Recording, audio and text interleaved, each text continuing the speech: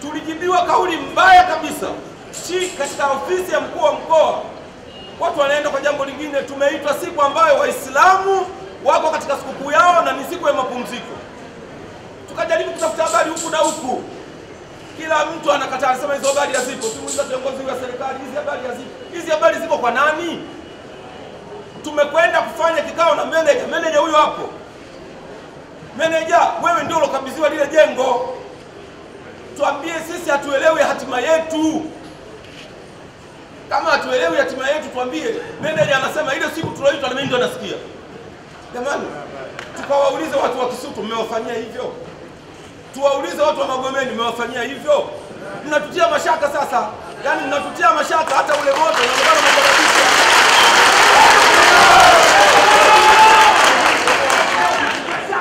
Ni hali mbaya sana Watanzania wa kawaida kuwanyanyasa Watanzania wenzao. Nafasi mliokuwa nayo ni ya kutuongoza. Nafasi mliokuwa nayo sio ya kutuburuza. Tunatamani yapo viongozi wetu wachache tukakutane na mama. Mama amefikishiwa habari hizo.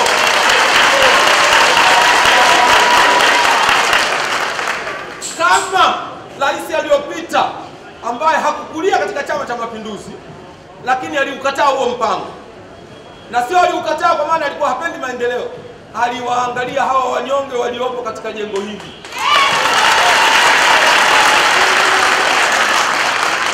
Tunakuomba mkuu wa wilaya, tunakupenda sana.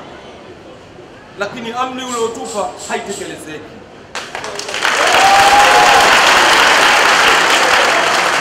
Amri uliotupa haitekelezeki.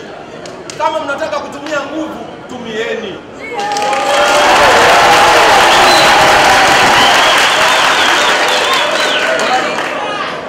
Ni ndugu yetu sana. Ni mpenzi wetu sana. Lakini toka umeungua moto mlituacha yatima katika eneo hili. Kumbe mlikuwa na mipango yenu. Mlituacha yatima. Tuna mwezi wa 3 hatuna umeme humo ndani hata wa Templale. Sisi wazazi wetu ndio waliodai uhuru wa nchi hii. Na nyinyi mnafurahia uhuru mkiwa serikalini. Sisi hata mnataka kufurahia uhuru tukiwa masokoni mnatunyanyasa. Muogopeni Mwenyezi Mungu.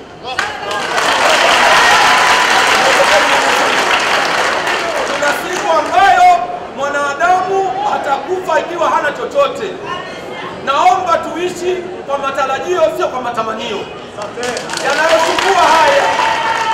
Yanayosumbua haya ni matamanio sio matarajio.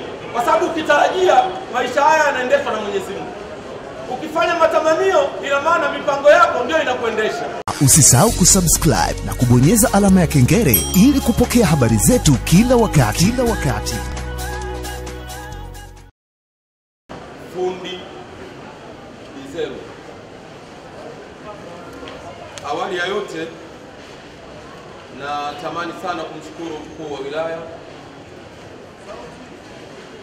Awali ya yote napenda kumshukuru mkuu wa wilaya na wale alioambatana nao kwa taarifa nzuri, kwa taarifa yenye kupendeza, kwa taarifa yenye masikitiko. Sisi kama wafanyabiashara sokoni Kariakoo, kabla hatujatoa mchango wa mawazo yetu, tumeandaa risala. Na risala hiyo tunaomba mkuu wa wilaya uibebe, uipeleke kwa Mheshimiwa Rais. Tunaomba waliotoa mchango wa mawazo hayo wasikie kile walichotoa mawazo. Baada ya hapo sasa, nadhani itakuwa nafasi sasa ya kuchangia mmoja mmoja na vile anavyoona kwamba yawezekana risala haikugusa. Lakini sisi tunampongeza sana mama. Na ndani ya risala yetu tumetoa na mapendekezo yetu kama vile serikali ilivyoleta mapendekezo kwetu. Kwa hiyo tunaomba si miongoni mwa wapinzani, ingawa wanaonyeshwa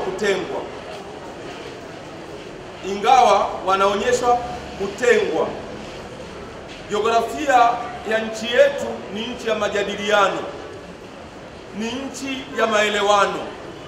Bahati mbaya ujenzi wa soko la Kariakoo si ujenzi mpya. ni ujenzi unaoendelea katika mkoa wa Dar es Salaam. Wenzetu wote walishirikishwa katika njia nzuri, katika njia ya majadiliano, katika njia ya maelewano. Hata soko la Buguruni leo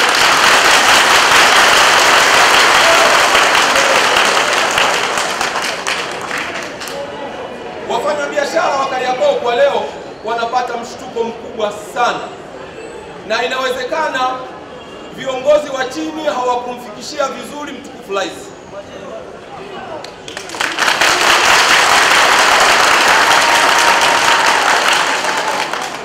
Na ndio maana kwa utamaduni ambao hatukuuzoea, tuliamua baadhi ya siku tufunge biashara zetu, kilio chetu kisikike.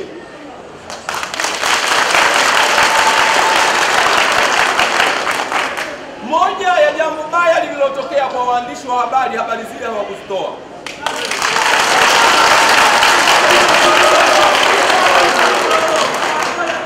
Tulipata tabu sana kujieleza kama watoto na wajukuu wa makabila ambao wamedai uhuru wa nchi hii.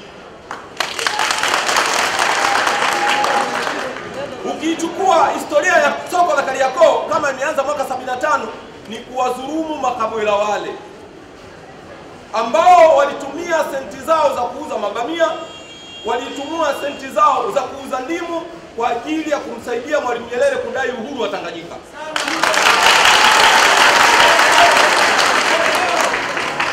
Inashangaza sana, inasikitisha sana kwamba sisi ni Watanzania wa kawaida, wakati Watanzania wenzetu katika nchi hii wametumia majadiliano ya miaka miwili, ya miaka mitatu kujengwa masoko yao. Leo iweje soko la Kariakoo ambao limeshiriki kudai uhuru wa nchi hii linataka kwa wafanyabiashara wake waame kwa muda wa siku 3? Ni dhuluma isiyokuwa na kifani. Tunamwambia mama tunampenda, ni mama yetu, anafanya jitihada kwa ajili yetu, tunampenda sana. Lakini kuna baadhi ya viongozi ambao wako chini yake wanatumia mamlaka yao vibaya.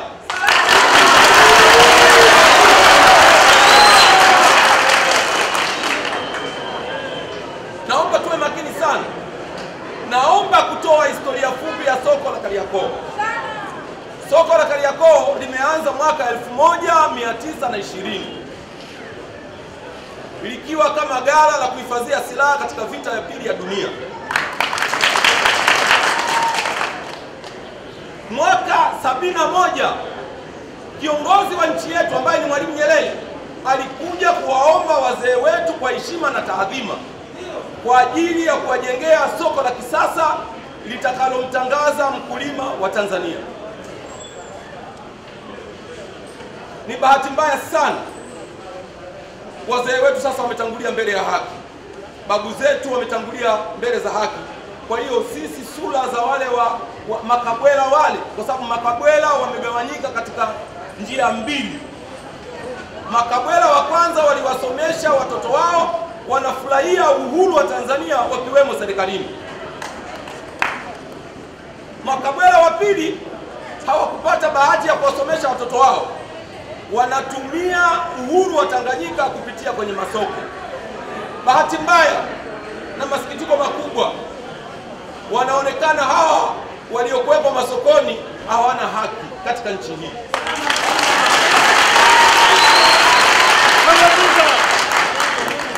Katika kufuatilia jambo hili, soko lilibaki salama mwaka 75, mwaka 76, mwaka 77, mwaka 78. Ilipofika mwaka 79, soko likaanza kupata msukosuko. Tumeishi tukilalamikia serikali kwa muda wa miaka 20, soko likiwa halikuwekwa uongozi. Lilikuwa kama shamba la kienyeji, kila mtu anavuna anakwenda kula na watoto wake. Ni masikitiko makubwa sana. Tunatamani fikira hii nzuri kama tungeulizwa mapema kama wafanyabiashara wa soko dogo ambao wanahitaji maendeleo. Pesa hizi nyingi ambazo zinataka kufanya uwekezaji katika soko la Kariakoo, Wallahi, miundombinu ya Kariakoo ikijengwa kitu cha kisasa haiingiliki. Jiografia inakataa hivyo. Kumbe sasa kama tungeulizwa mapema na tukaweza kama wafanyabiashara wa soko dogo, tungetoa mtazamo wetu, tukaelekeza fikira zetu Jangwani. Pakajengwa kituo cha kisasa cha kibiashara, kituo ambacho kingeitangaza nchi yetu na kingekuwa msaada mkubwa kwa wale ambao wako mabarabarani.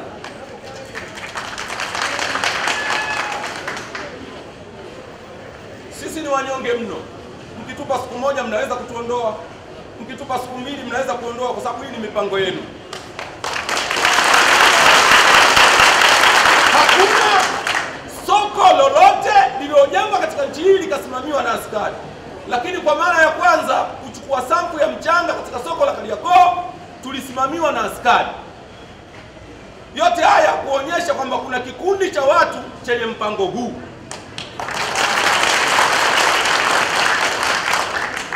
Soko limeungua. Mama yetu mzazi, kiongozi wetu mtukufu, amekuja hapa akiunda tume mbili.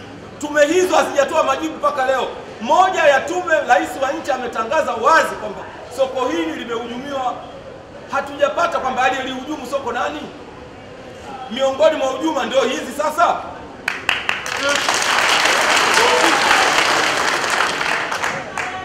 Katika pita yetu kutapa huku na huku, tumefika ofisi ya chama tukakutana na vihoja kwamba tarehe 28 mwezi wa 12 2018 ulipelekwa mpango wa kujenga soko bila sisi wafanyabiashara kushirikishwa. Chama cha Mapinduzi kilisema nini? Chama cha Mapinduzi kikasema kama kweli mna nia nzuri na watu hawa, tuleteeni mrejesho namna mtakavyowaondoa na namna mtakavyowarudisha. 2018 kimya, 2019 kimya, 2020 kimya. Ni masikitiko sana. Sitamani kuzungumza lugha ngumu mbele ya viongozi, haipendezi nikiwa mimi ni muongozwa. Lakini inasikitisha kwa sababu jiografia ya Tanzania haiko hivyo. Leo hii soko la Buguruni linajengwa. Kama nyinyi viongozi waandamizi wa serikali mnajua hilo. Lakini watu wale wamewekwa pembeni na ule ujenzi unaendelea kwa awamu.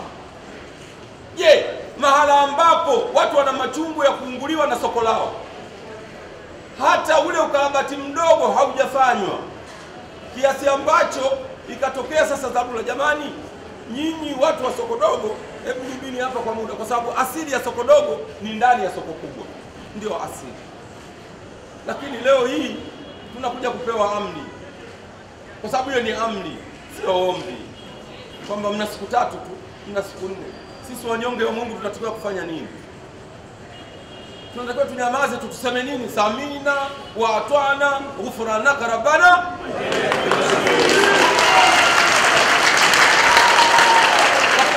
Nitaadharisha kitu kimoja, sisi wote ni waumbwa. Iko siku tutakutana, utakutanishwa na Mola wako. Utamjibu nini? Hilo ndio kubwa zaidi linalotisha. Maisha haya hayatishi, hayana chochote. Lakini tukumbuke kwanza dhamana ya uongozi tuliopewa. Iko siku tutakutanishwa kwa Mungu. Mungu ndio atakuwa na maswali ya kuuliza sisi.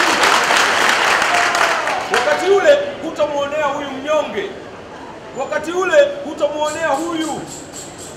Wakati ule muulizaji wa maswali hayo ni Mwenyezi Mungu. Tulijibiwa kauli mbaya kabisa katika ofisi ya mkuu wa mkoa. Watu wanaenda kwa jambo lingine. Tumeitwa siku ambayo Waislamu wako katika sikukuu yao na ni siku ya mapumziko. Tukajaribu kutafuta habari huku na huku, kila mtu anakataa, anasema hizo habari hazipo. Tumuuliza viongozi wa serikali, hizi habari hazipo. Hizi habari ziko kwa nani? Tumekwenda kufanya kikao na manager. Manager huyo hapo. Manager, wewe ndio ulokabidhiwa lile jengo. Tuambie sisi hatuelewi hatima yetu. Kama hatuelewi hatima yetu tuambie. Manager anasema ile siku tuloitwa na mimi ndio nasikia.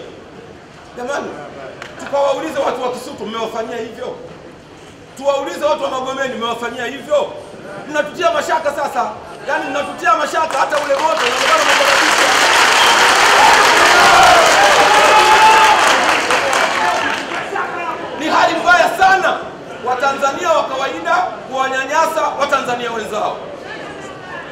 nafasi mliokuwa nayo ni ya kutuongoza. Nafasi mliokuwa nayo sio ya kutuburuza. Tunatamani yapo viongozi wetu wachache tukakutane na mama. Mama amefikishiwa habari hizo.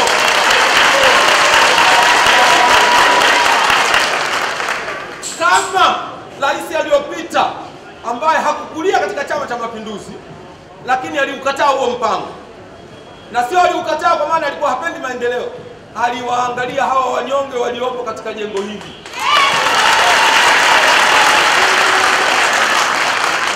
Tunakuomba mkuu wa wilaya, tunakupenda sana, lakini amri uliotupa haitekelezeki.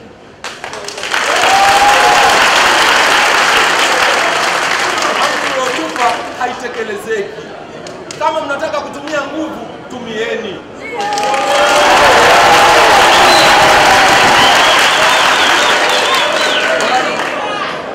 Ni ndugu yetu sana, ni mpenzi wetu sana, lakini toka umeungua moto mlituacha yatima katika eneo hili. Kumbe mlikuwa na mipango yenu. Mlituacha yatima. Tuna mwezi wa 3 hatuna umeme humo ndani, hata watemplale. Sisi wazazi wetu ndio waliodai uhuru wa nchi hii, na nyinyi mnafurahia uhuru mkiwa serikalini. Sisi hata mnataka kufurahia uhuru tukiwa masokoni, mnatunyanyasa. Muogopeni Mwenyezi Mungu.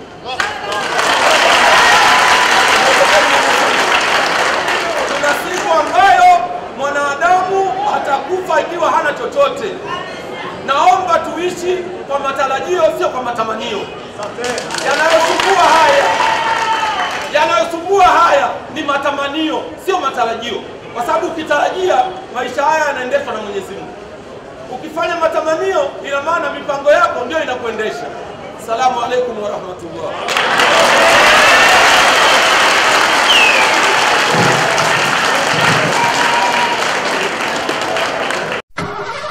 New Vision VTC Driving School ni shule yenye uzoefu wa kutosha katika kutoa mafunzo ya udereva bora. Tunafundisha udereva kwa kutumia mashine za kisasa ziitwazo Sediro, Self Driving Instructor in a Room. Mwanafunzi anajifunza udereva kwetu kama wanavyojifunza katika nchi zilizoendelea kama vile China na Uingereza. Mashine hizi zina faida zifuatazo: kumwezesha mwanafunzi kulifahamu gari kwa muda mfupi sana, kuondoa hali ya uoga kwa mwanafunzi, kumwezesha mwanafunzi kuzijua njia zote za kujihami na ajali, kumfanya mwanafunzi aone kuendesha gari ni kazi rahisi na rafiki. Tunao wakufunzi mahiri na wenye uzoefu mkubwa. Mafunzo yanaanza saa 12:30 asubuhi mpaka saa 11:30 jioni. Mafunzo yanafanyika katika mitaa mbalimbali ya Dar es Salaam. Unaweza kutupigia 0715847004 na 0754847004. Karibu sana New Vision VTC Driving School kwa mafunzo ya udereva bora.